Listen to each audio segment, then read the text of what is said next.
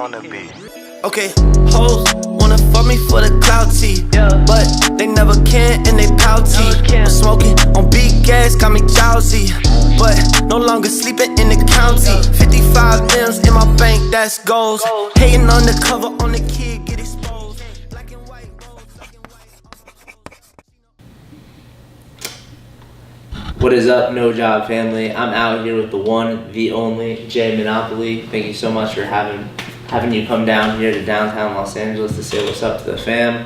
But this podcast, guys, is basically just explain and show you guys the life inside of Jay Monopoly, who is one of the first and one of the biggest pioneers in the online real estate game right now on Instagram. And for what Jay's done, it's actually, quite incredible being, 22 or you're 23 now? Actually, yeah, I turned 23 in April, yeah. Yeah, so we're out here, so, dude, we're, first off, thank you so much for coming through to the podcast, but, let's tell everyone where you're from, what you do, and then we'll go, we'll go from the start to finish. Yeah, for sure. So first of all, I appreciate you for having me here, man. I always like coming out to the No Job headquarters. You guys have some amazing networking up here.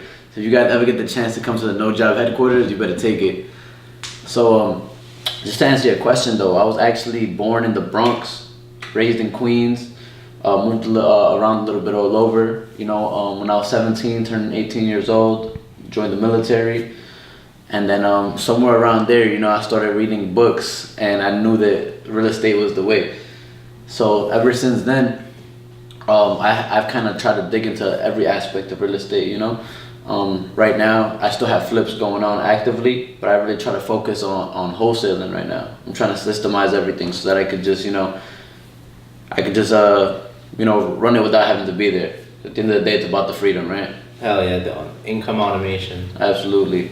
That's what's up. So I know obviously a lot about you. I know they don't know too much about you, but what made you choose real estate over all these, over trading, over, e-commerce, over all these other different industries that are kind of, out there on the internet where anyone could obtain? Yeah, so my partner Levi, he's the one actually that put that bug in my ear, about real estate.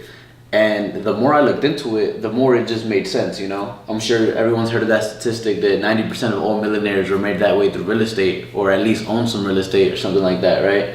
I'm just like, man, 90%, that's not a coincidence.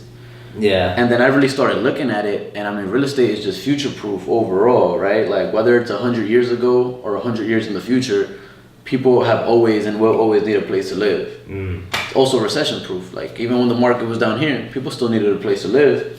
So, that's an industry I wanted to be part of. Yeah, no, facts. How'd you and Levi link up at first? Man, let me tell you, it was actually, I've known Levi for a long time, actually. So I met Levi in high school. So I got kicked out of my house when I was about 14 years old. My mom sent me to live in Ecuador. So I lived in Ecuador for a little bit. And then, I kept on calling my mom, hey, can I come back home yet? She was like, nah. So I called my sister. And I'm like, hey, can I come live with you? She lived in San Diego at the time. So she was like, if you get enough money to buy half your ticket, I'll fly you up. So, I was working out there in Ecuador for 50 cents an hour or something like that. What? Yeah, it's a third world country, Eventually, I got enough money to come out to San Diego, went out there, and it was such a culture shock because I went from New York, in the hood, to Ecuador, which is jungle kind of living and stuff. The jungle hood. And then I went to San Diego, Point Loma, which is one of the highest high schools in the world. And I was like, what the hell is going on here? I was super culture shocked. And then, so I was kind of the outcast there, I didn't really fit in with anybody. And then I seen another outcast, didn't really fit in with anybody. And I got to know him. I found out he didn't fit in with anybody because he's from Detroit. I'm from New York. Everyone kind of thought we were crazy. And we've been best friends ever since. Damn. He even came to live with me in New York before, because he's a year older than me. So when he graduated high school, he came to live in New York with me. We actually joined the Marine Corps together. And, every business venture I've had since I was about 18, we've been partners in. Damn, so you guys have been business partners for over 5 years. Yeah, absolutely. That's fucking amazing. Damn. Similar with you and John, right? Yeah, so me and John,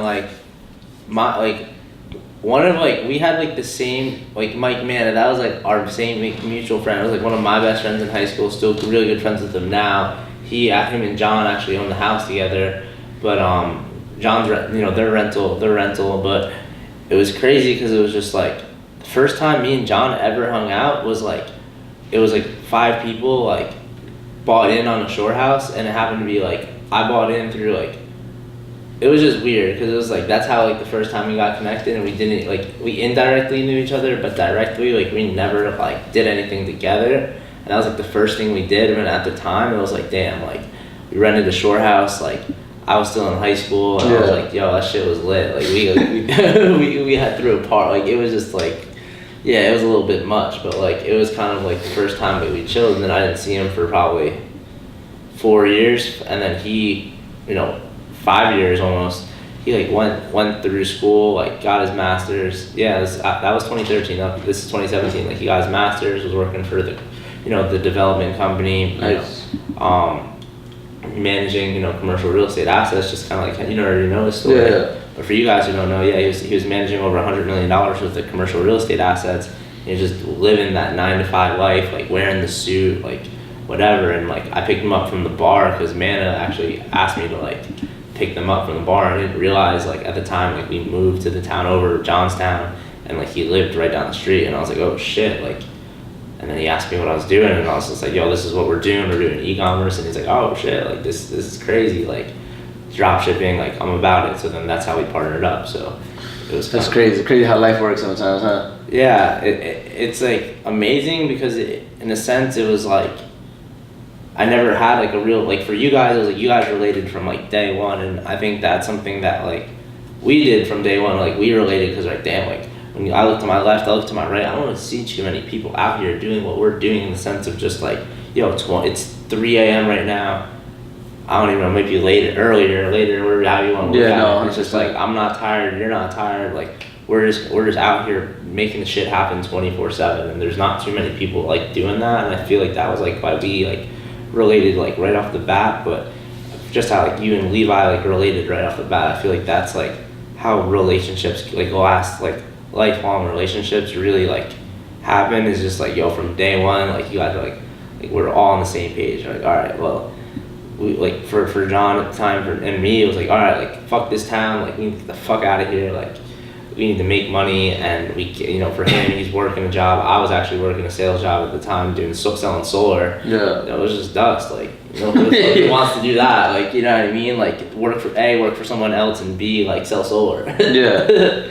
Not saying there's anything wrong with that, but like it's not like with the real estate, it's like the possibilities are endless, whether you're buying it and holding it, you're flipping it, you're wholesaling it, you're selling education, you're doing, and that's just, the name. Yeah, there's so many things you could do, yeah. And with solar, it's just like, it's a limited industry that kind of like, yo, you only can put solar on the house once. So it's just like, there's a limited room. There's a lot of people made 6 figures and 7 figures from solar. Even a few people made 8 figures, 9 figures, made 4s, whatever, from that whole wave. But it's like, you put it on the house once, and that's it. Like with real estate, it's like people have been buying and selling homes since freaking, the beginning of time. Yeah, since forever. So it's not really going anywhere, which is freaking crazy. But like, how would you kind of say that, like with your work ethic, I don't see too many people working harder than you. Like, would you say that like you obtained that work ethic through the military, or have you always had that kind of like drive? I've always had that kind of drive to kind of be like the best at what I was doing, right? Even like I used to box when I was younger. Like I used to be in the gym like 3 times a day, and then that transferred into the military. I was actually a sergeant in 3 years, which is like very fast. Yeah. People usually take like 4 years, 4.5 years. 3 years, I was already a sergeant. I was like the youngest in my whole like MOS, like my whole job description. But so I think I've always had that work ethic. But the military definitely gave me the little push to be able to run with no sleep, basically. Yeah. Right. To take that hard work and actually like put it into a more disciplined form. And sometimes when you stop practicing discipline, it kind of goes away a little bit. We all go through those flows in our life, where you just need to take a break a week, like take a week and just have a lazy week or something like that. And I'm trying to take those less and less. So that's where I'm at right now. You got the Switch though. I feel I have the Switch too, and then I know behind the camera Wizard got the Switch. It's just like I think a lot of people don't necessarily have that like when you need to break the barrier, or when things get tough, or when you need to keep going.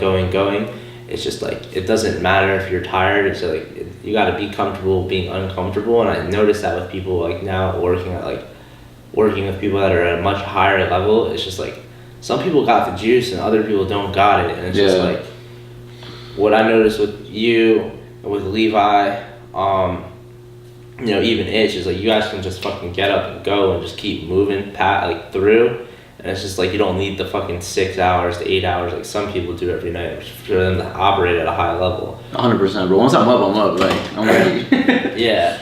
Like for me, I was like, I could probably go with like 4 or 5 hours of sleep in like a 2-3 day span, like probably like a 3 day span. Yeah. Then I'll need sleep, but like, yeah, I know, I feel the same way where it's just like, yo, we just gotta keep it moving, and it's just like, I think that's what gives us this overall advantage in the real estate industry, because it's a fast moving industry, and like the way that you're operating your phone at such a fast pace compared to everyone else, it's allowing you to send out 100 texts compared to that old ass, dude in the office that's been doing it 40 years a week or 100, outreach a week, and that's what's giving you guys a huge advantage in the marketplace. Yeah, man, and it's crazy because when I started off, I was 20 years old.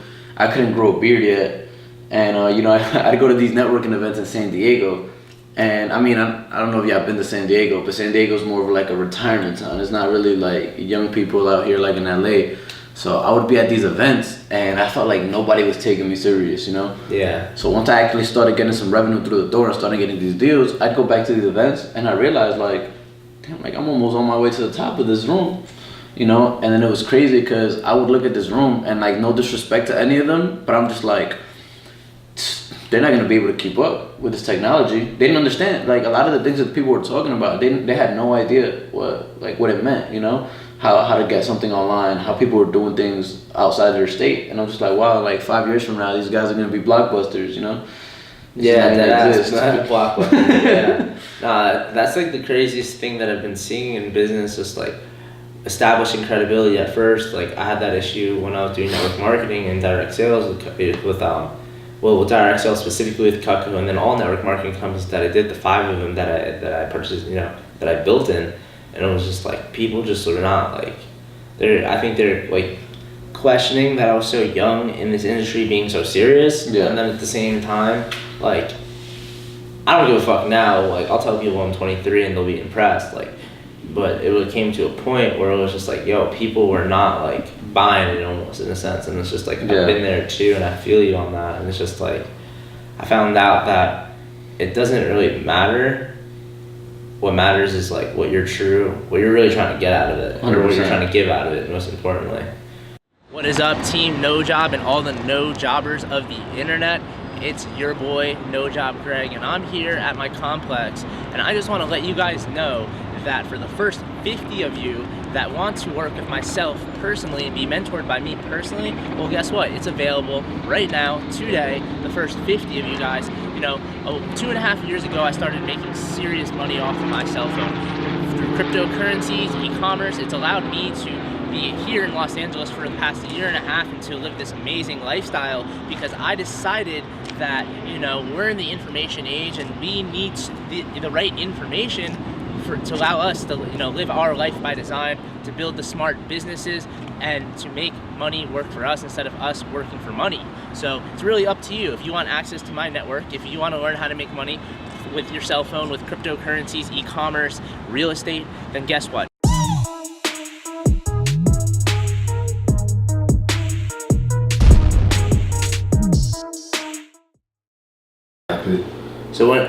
So when do you think the recession is going to be? Man. And what's going to happen?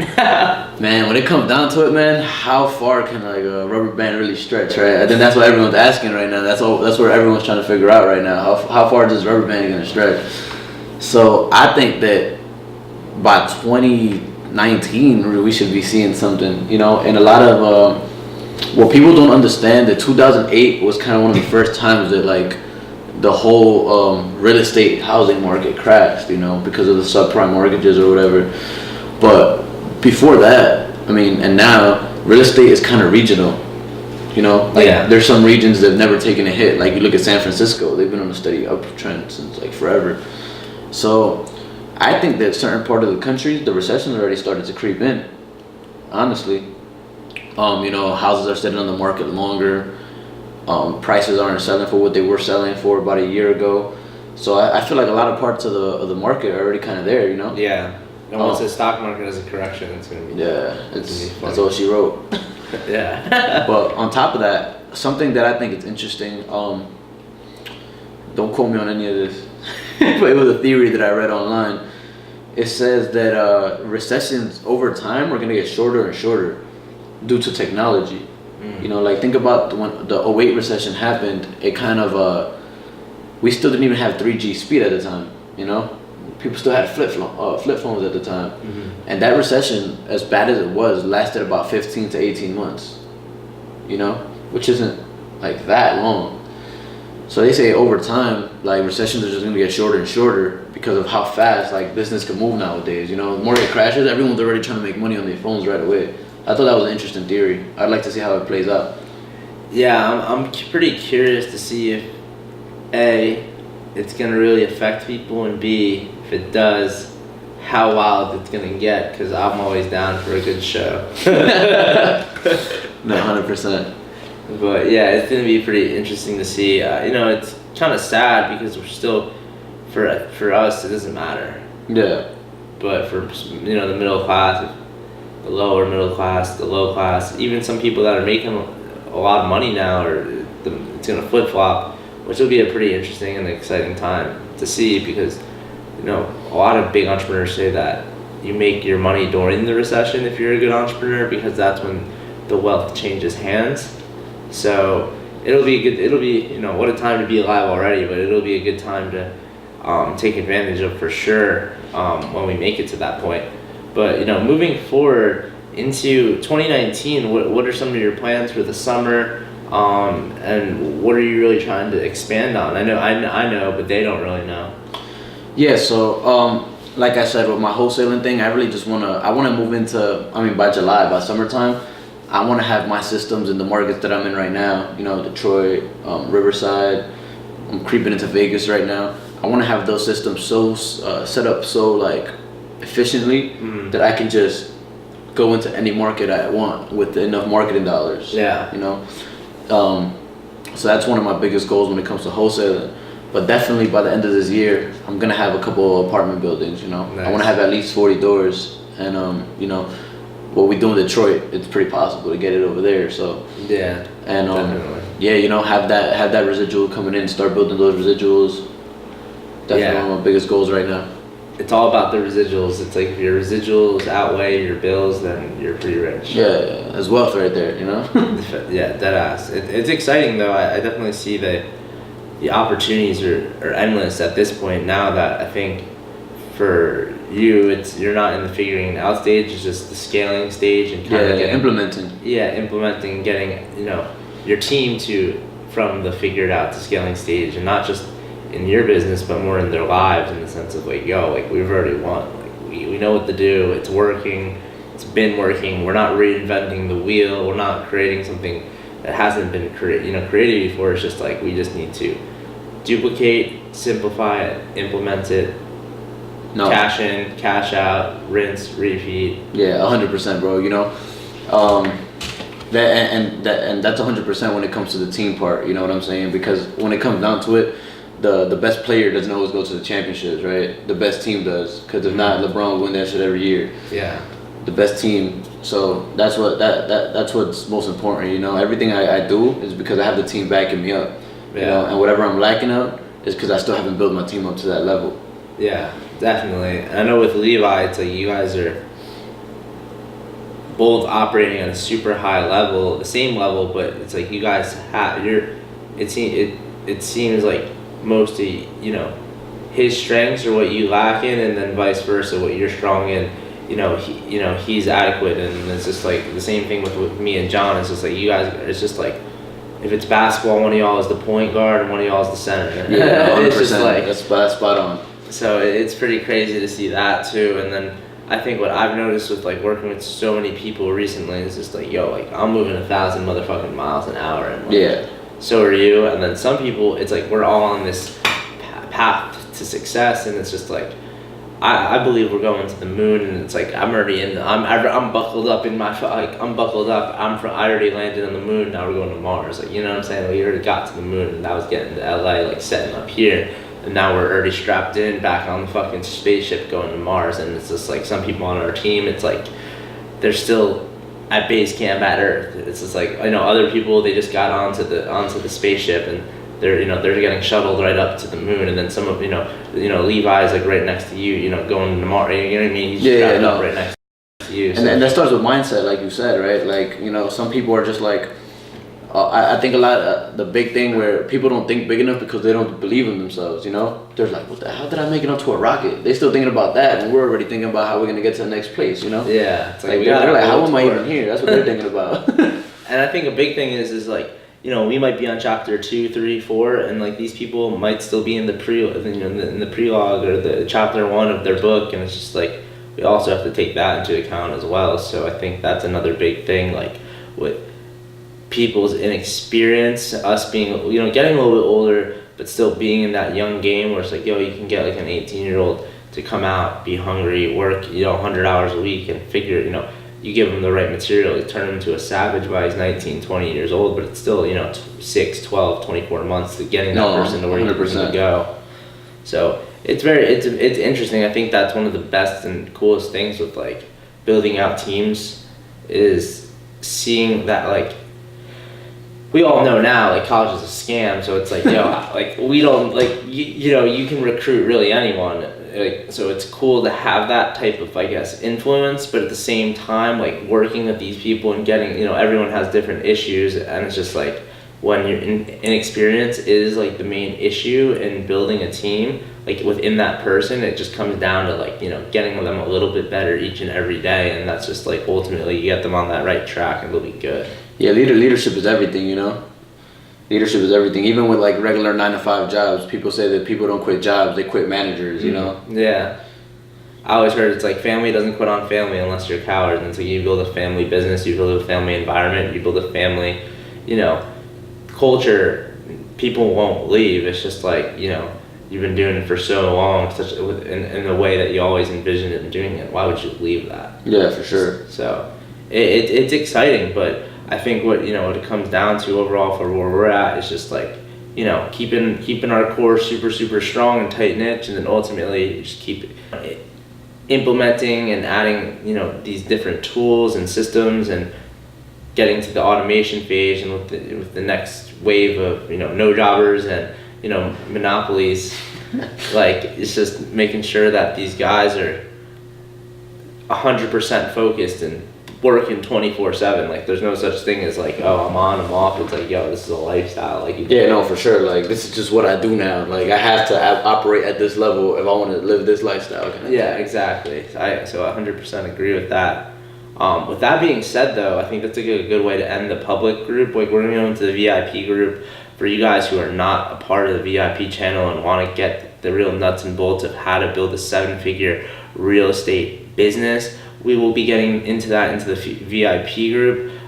That's in the link below, so make sure if you guys haven't gotten into that, get into that. But for you guys who don't want to become a VIP, it's totally cool. Jay, where can people find you? You can find me on Instagram, jay.monopoly. Just DM me, tell me you found me from the No Job podcast. I'll make sure I follow you guys back.